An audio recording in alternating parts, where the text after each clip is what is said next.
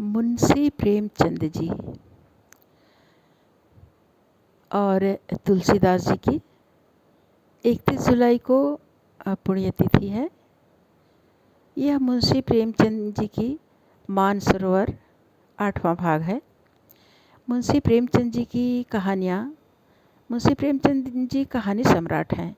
उनकी कहानियों की संग्रह 8 भागों में मानसरोवर में संग्रहित है। मैं आपको प्रेमचंद जी की एक कहानी सुनाऊंगी अभी। इस 8वें भाग पर है। बहुत सारी कहानियाँ हैं जिसमें मंदिर, निमंत्रण, रामलीला, मंत्र, कामनातरु, सती, हिंसा परमो धर्म, इस तरह से बहुत सारी कहानियाँ हैं। मैं इसमें एक कहानी पढ़कर सुनाऊंगी।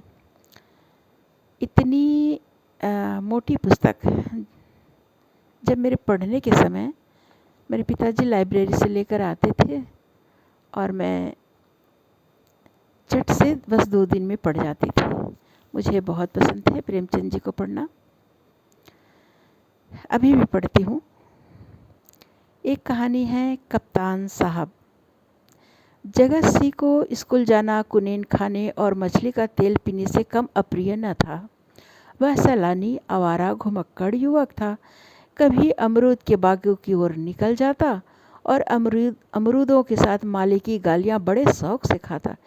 कभी दरिया की सैर करता और मल्लाहों की डोंगियों में बैठकर उस पार के देहातों में निकल जाता।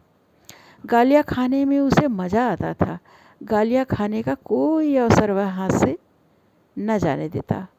सवार के घोड़ों के पीछे ताली बजाना, एक्कों को पीछे से पकड़कर अपनी ओर खींचना, बूढ़ों की चाल की नकल करना उसके मनोरंजन के विषय थे। आलसी काम तो नहीं करता पर दुर्व्यसनों का दास होता है और दुर्व्यसन धन के बिना पूरे नहीं होते। जगत सिंह को जब अवसर मिलता घर से रुपये उड़ा ले जाता।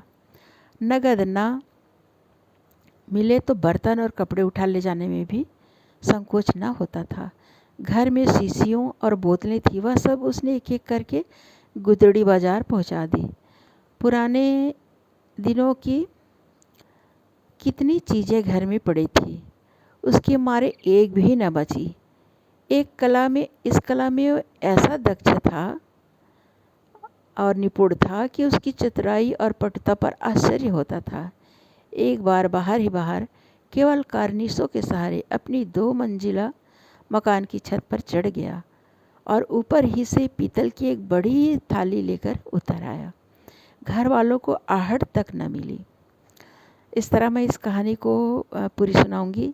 यदि आप लोगों को इसको और सुनने की इच्छा जग रही हो, क्योंकि वीडियो लंबी हो जाएगी और पोस्ट नहीं होगी, इसलिए मैं पूरा नहीं पढ़ रही हूँ। अभी 2 भाग में बनाऊंगी। और प्रेमचंद मानसरोवर।